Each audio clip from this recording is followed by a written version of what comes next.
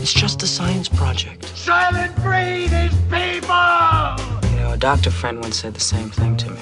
Frankenstein was his name. It's alive! It's alive! It's alive! That sounds like something out of science fiction. Please explain to me the scientific nature of the whammy. We live in a spaceship, dear. So? Yes, science! Program complete. Enter when ready. Hello and welcome to episode 232 of Science on Top for Wednesday, the 29th of June, 2016. I'm Ed Brown and today I'm joined by Penny Dumsday. Hello. And Lucas Randall. Hey. And coming up a little later, we'll take a look at that star with the alien megastructure that isn't an alien megastructure. And we'll find out whether baked beans can cure your peanut allergies as well as your social life. But first, we're going to talk about convergent evolution, the process where organisms that are not related evolve the same or similar traits. And if we look at the story of human evolution, we always seem to talk about the fish that hundreds of millions of years ago first crawled out of the oceans onto land and then evolved into rodents and primates and all that sort of stuff. But the first step of crawling onto land and evolving into land-dwelling creatures was certainly not unique. And new research from the University of New South Wales suggests that over the ages, fish have evolved to live on land more than 30 times. This is pretty cool, Penny. This is pretty cool. And it was interesting you mentioned that, fish steps on land, because it's such a powerful kind of image. Like, I'm sure I've seen a Far Side cartoon or 3 or 4. I would imagine. Fatboy Slim in Right Here, Right Now has that kind of idea. Wow. Like, it's really... I did not expect a Fatboy Slim reference that early in the show. There you go. No one ever does it. No one ever expects them. No one expects the Fatboy Slim. Fatboy Slim reference ever, I believe. I think so. We should have more of them. Anyway. Perhaps. I have to praise you for showing our that. age, I suspect. Nice. Anyway, so this is a study that I think, I would have been very interested to probably not do because I don't have that kind of qualification to do it.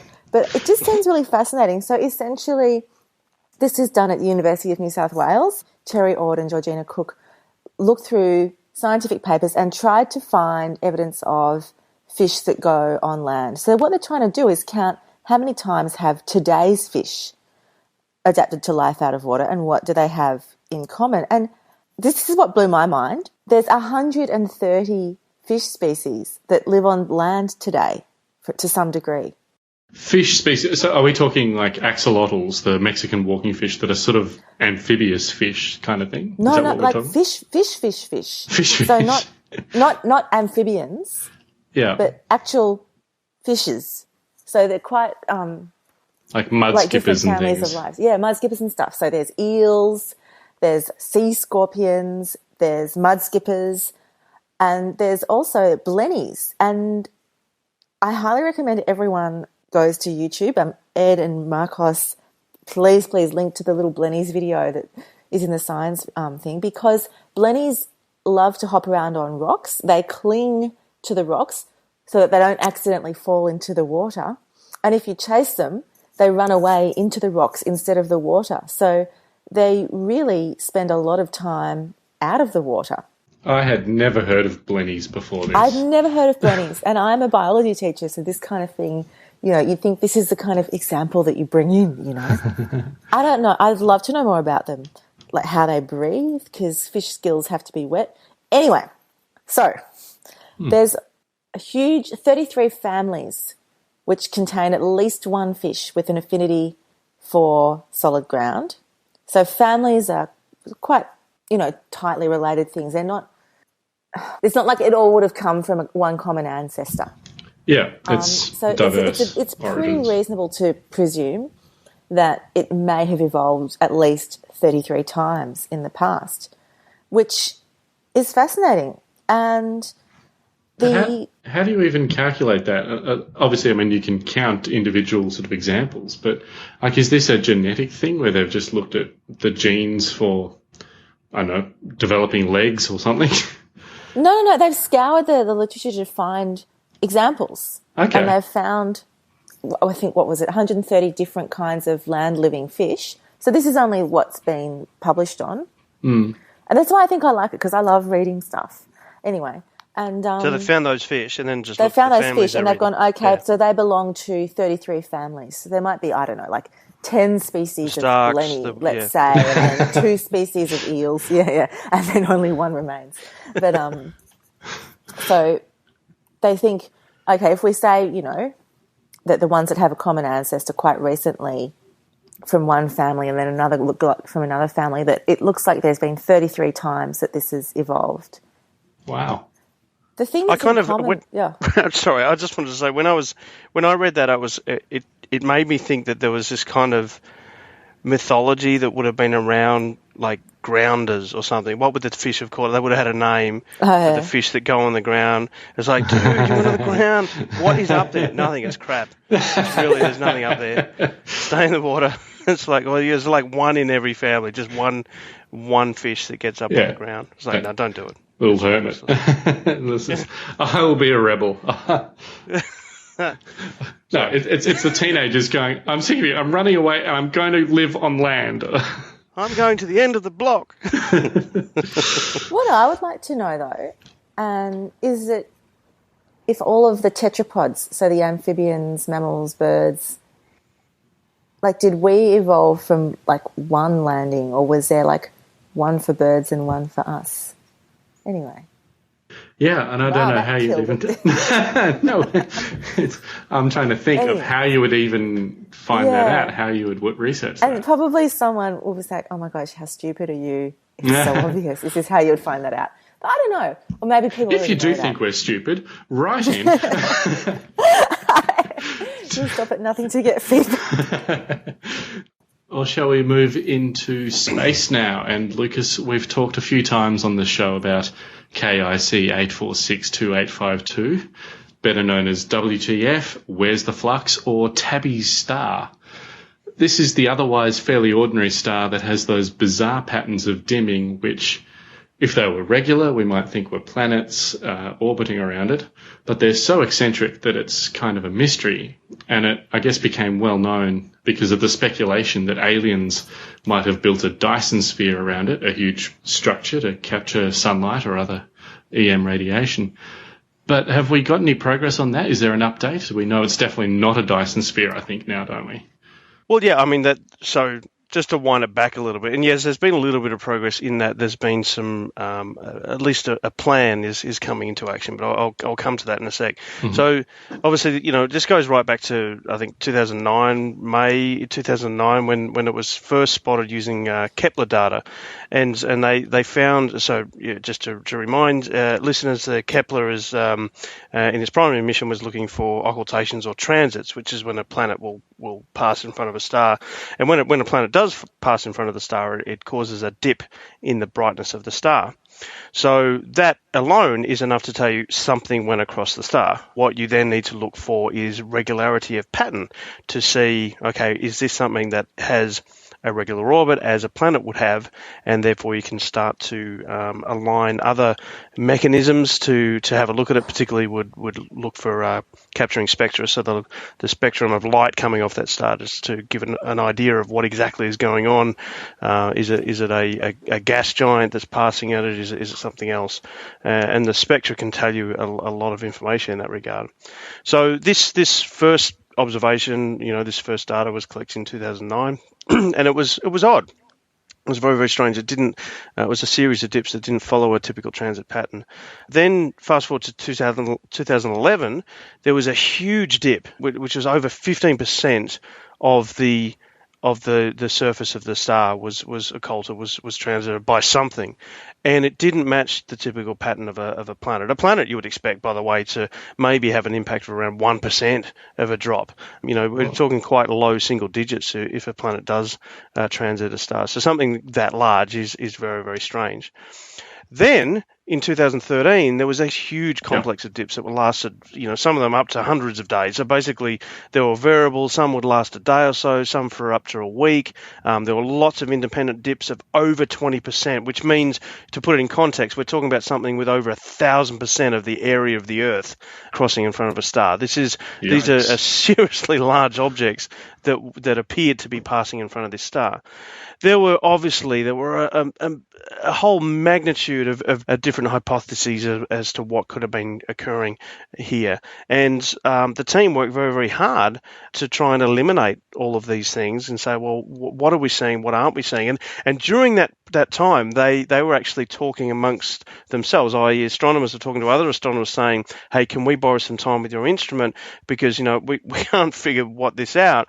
It could even be something, let's just, crazy talk. We could even be looking at a Dyson sphere or something here. And apparently that communication somehow got leaked to the press, which is what led to the news coverage that we saw a while ago, which we mocked mercilessly on the show.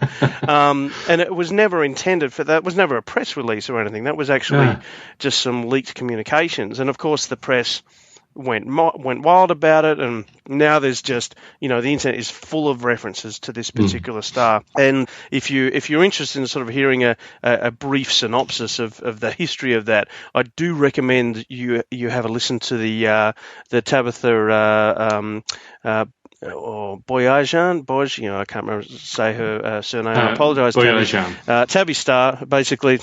Thank you. She's from Yale. She does a TED Talks where she talks about this whole period of time and how they've been, trying to narrow things down, and it's really, really cool. But yeah, she was the one who basically coined the moniker WTF star, which, as you said in the intro, was stood for where's the flux? But of course, there's other known connotations of WTF, and I think it applies incredibly well to this star. So where are we at? We don't know what is going on, but what we do know is what it isn't. And pretty much everything that's been proposed as to what it could be are things like, okay, maybe it's a whole lot of dust, maybe it's a whole lot of planets going in front, maybe it's a swarm of comets that are passing by that are actually much, much closer to us, but because the star's so far away, they would occult the star. All of these things have been considered and eliminated for various reasons. Anything that would be very close to the star, such as a Dyson sphere or, just ridiculously huge planets, or a massive, quite dense dust cloud, for example, which could have explained the dips, they would all be radiating in the infrared because, of course, they're absorbing the infrared radiation from the star, and they in that absorption, they then start radiating themselves. So we'd see an excess of infrared radiation coming off things, even if we couldn't see it in the visible. So it's not something around the star. We're quite certain it's not a Dyson sphere or a Dyson swarm or any of those things, because unfortunately, unless they've got some really weird physics that we can't conceive of, if they were somehow so incredibly efficient at gathering the energy from the star that they then didn't radiate any energy, that would be the only way that could occur. And there's just simply nothing that we can conceive that would explain that. So what is it? We don't know. We still don't know. It's very, very odd. But the only thing we can do is collect spectra. So in order for that to occur, we need to know when the next transit event's going to occur. So if we can, for example, predict with any degree of certainty when we need to get certain telescopes pointing at this thing that can collect the spectra, then we can get much, much closer to an answer, because the way that the spectra will change with the transit event tells us a huge amount about what it is that's in front of it. But the problem is, you don't just have telescopes that you can train for years at a time at one particular star. So what Tabby has come up with is a Kickstarter campaign, which was designed to try and fund observing time using a particular series of telescopes, of robotic telescopes, the Las Cumbres Observatory Global Telescope. No, I've mangled that. I liked hearing you try it, though. Las Cumbres. I don't know, whatever. Marcos, help me, dude. But yeah, so the this, LCOGT, I think, is what you were talking about. That's we'll go with that. So anyway, so this is basically a series of telescopes that they can bid for time on, but they're expensive. So they've got this Kickstarter campaign which was hoping to meet a goal of $100,000 by 17th of June. They actually hit that goal. They exceeded their goal, got to 107%. So that's very, very encouraging. They've also got a whole lot of citizen scientists all around the world pretty much watching this down thing 24/7. So there are, there's just guys and girls at home sitting up with their telescopes just permanently trained on this thing every night, which is awesome. And, you've got a rotating globe, so pretty much all the time someone's watching this thing, just waiting for the next dip and the next change in brightness so that they can then ping and send out the word on Planet Hunters and so forth to say, hey, we need our spectra runs to actually start collecting data on this thing. So, yeah, it's really cool. I love the fact that we don't know. It's just so cool. I mean, I was thinking to myself, well, they had considered a much closer sort of a comet swarm, like within our solar system, potentially, passing in front of this thing, which could have caused, this sort of transit event, this sort of dimming. But the sheer number of comets that would have to be passing across that field of view at that particular time, considering we're talking about an event that lasted hundreds of days, is just inconceivable. There are just too many. We know that the Oort cloud is just not that dense, so it's not likely to be that. But I don't want to say aliens, but imagine but it's aliens. Imagine this. Imagine if there was a flotilla of ships, aka sort of Battlestar Galactica style, heading towards Earth, the 13th colony, to settle it, and they just happen to be coming from this point in the sky. You can imagine them kind of occasionally getting in the way of the star that's directly on that path between us and them. That'd be kind of cool. That would explain until I got here. Yeah, but if it's Battlestar Galactica, that's cool as long as the Cylons don't follow them all the way. But anyway, the point is, we don't know what the heck it is, but it's not the usual things, not the usual suspects. But Dyson Sphere, no, very unlikely. I love the way science is kind of rare in that it's when you don't know something that it's the most exciting thing. It's like, yes, we have no idea what's going on. This is so cool. And this is why I get, I just cringe when people say, oh, scientists think they know everything. No, scientists live for not knowing everything. If they knew everything, they wouldn't have a job. Science would stop. Literally nothing to do. Science thrives on not knowing things. And we right now, as far as astronomy is concerned, we know nothing. We know so many things, and we can extrapolate wildly. It just amazes me every time I hear about how they get to certain information based on other observations. But when you consider dark energy and dark matter, 97% of the universe, we know so little. So little. You know nothing, John Science. All right. Penny, they say baked beans are good for your heart and baked beans will make you fart, but new research by Jian Tan at Monash University here in Melbourne indicates that a high-fibre diet could ward off peanut allergies. Now, I've not heard of any theorised link between fibre and peanut allergies. What's going on here? Yeah, I know. And the last thing I remember talking about was I think that the high temperatures that peanuts are processed at might make some kind of compound in them that our immune systems can't deal with. But so this is new to me too.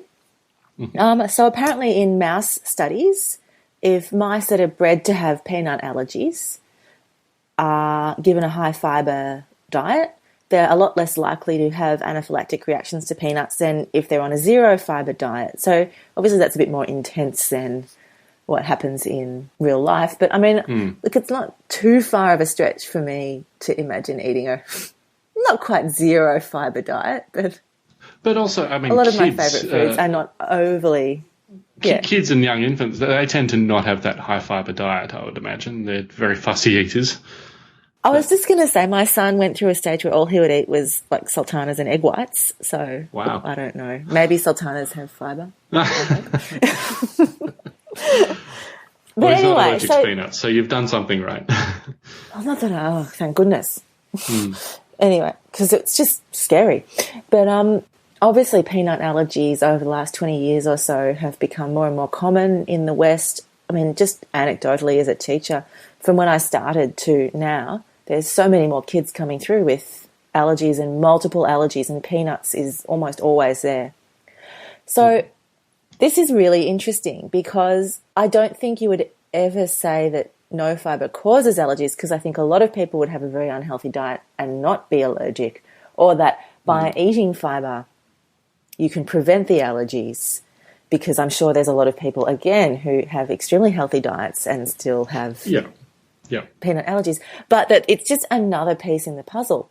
So what I found really interesting about this is it's not just a correlation. They've had a look at a bit of a what's going on. Fibre gets broken down by bacteria in the intestine, and good old gut bacteria. Everything comes back to gut bacteria. And you get these short-chain fatty acids which bind to immune cells. So it could be that these short-chain fatty acids are really, really important somehow for preventing allergies. And so they bind to specific receptors on immune cells. So to see what was going on, so they've already done the experiment with the high-fibre diet and the zero-fibre diet. Then they breed mice that are missing those receptors. So even if short-chain fatty acids are being produced from eating a high-fibre diet, there's nothing in the immune system to kind of latch onto them. Okay. And sure enough, those mice who had high-fibre diets but no way of detecting those acids had peanut allergies again. Wow. Does that make sense? Yeah.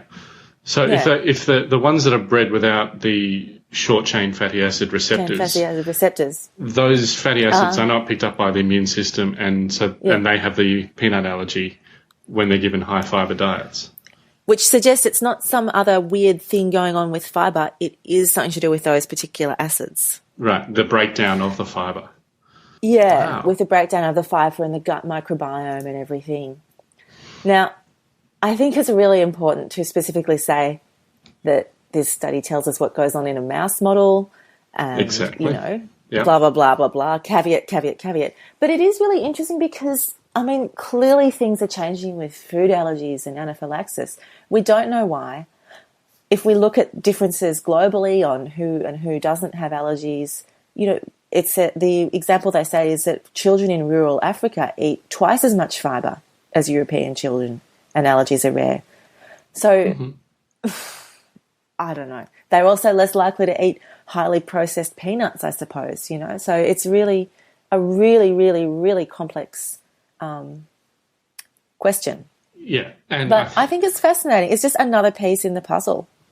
And it's one of those issues where it's probably not just one thing. It's not just your high-fibre diet. It's not just the high treatment that the peanuts are processed. It's probably all sorts of different things, from a genetic predisposition to your diet, to your exposure at an early age and things like that, and just the fact that people are different and everyone is, unique.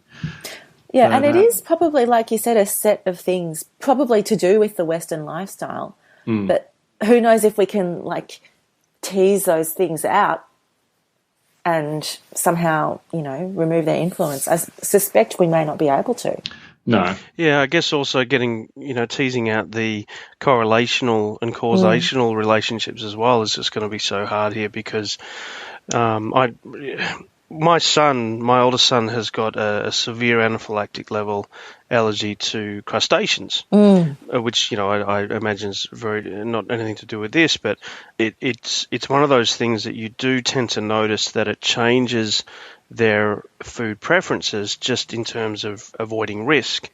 So there can be, I do wonder where, in the West particularly, where there is such a diagnosed high incidence of anaphylaxis to peanuts, are there certain foods that would otherwise be a great source of fibre that are being avoided by families because of the may contain traces of that's labelled on freaking everything, and it's so annoying because as a parent shopping for a child with an anaphylaxis allergy, it seems that they label everything with may contain traces of just to cover themselves. That's Like, what are you supposed to do? What is being avoided? Yeah. So, I'm just thinking of the correlation there where they might, there's really low incidence of these fatty chains and so forth, these fatty acid chains. Well, maybe they're not getting certain parts of a diet that other children are because they're avoiding them, for fear of exposure. Yeah.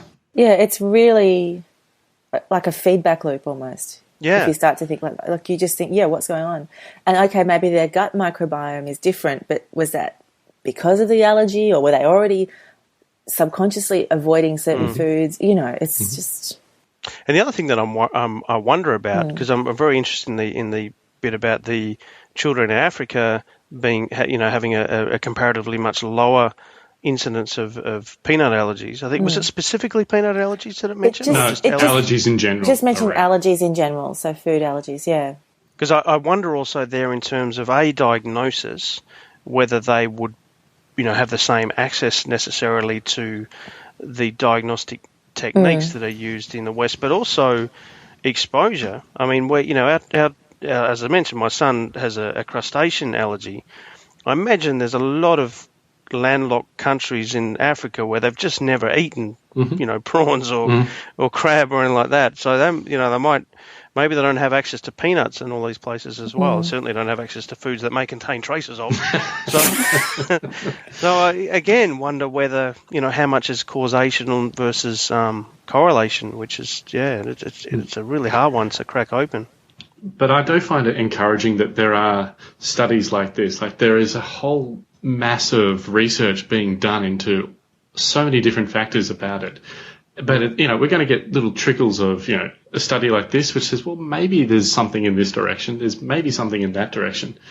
And over time, it's just going to all start making more sense, I think. And we're going to see paths where now we just see, forest. But yeah, I think the microbiome's very, very interesting, path for them to be on. Because I've seen some crazy, my son's 16 now, so we've been following the anaphylaxis thing in his case for a very, very long time.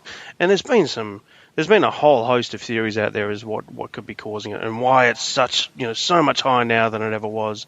Oh, and it's all your fault, isn't it, yeah, Lucas? it's because you're a bad parent. Yeah, you did the wrong thing, in pregnancy or something, and that's why. Yeah. And some of these things are just like in terms of the blame the parent thing. You come across it everywhere. Like just before, when Ed said to you, you must have done something right because your child avoided the allergy. That's sort of the opposite side of that. That's kind of saying, well, because otherwise, if you'd done something wrong, they would have it, and it's just an implicit thing. I felt guilty as soon as I said that, and I went make a mental note to edit that bit out, and now you've referenced it, so I can't edit it out now. Sorry. And like just reference, I only said thank God because peanut butter is one of the foods he'll eat now. That Yeah. Like, oh, can I put peanut butter on it? Then he'll eat it. Because let's face it, peanut butter makes everything better. It's pretty good stuff. Unless you're allergic to it. Unless you're allergic, yeah. But it is. Okay, well, I think that's about it. As always, we'll have all the links to the stories we talked about on the web at scienceontop.com/232. And you can leave a comment there. You can also find us on Facebook, Google+, and Twitter. And Twitter is where Ken Mora got in touch with us to tell us how much he enjoyed us diving deep into the gravitational waves detection that we talked about last week. So thank you, Ken. We appreciate all the feedback that we get from our listeners. It means a lot. You can also email us at feedback@scienceontop.com, and you can please leave us a review on iTunes. Penny, Lucas, thanks for joining me today. Thanks, Ed. Always a pleasure. This episode was edited with righteous indignation by Marcos Benemer. Thank you, everyone, for listening. We'll be back again next week, putting science on top of the agenda. Join us then.